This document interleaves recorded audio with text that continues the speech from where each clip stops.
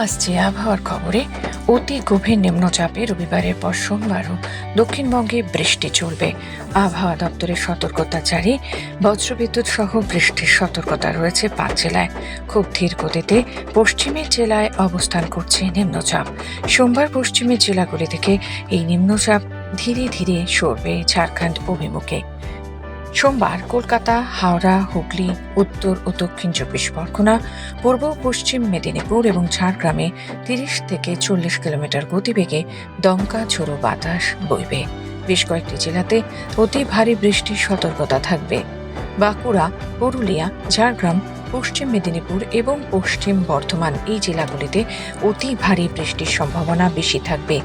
মঙ্গলবার আবহাওয়ার উন্নতি, মঙ্গলবার থেকে শুক্র শনিবার পর্যন্ত বৃষ্টির পরিমাণ কম থাকবে। দক্ষিণবঙ্গে বিক্ষিপ্তভাবে 2-1 পশলা বৃষ্টি হতে পারে। একদিকে অতি গভীর নিম্নচাপ, অন্যদিকে মৌসুমী অক্ষরেখা সক্রিয় গাঙ্গেয় পশ্চিমবঙ্গে। উত্তরবঙ্গের জেলাগুলিতে তাই ভারী বর্ষণের সতর্কতা রয়েছে।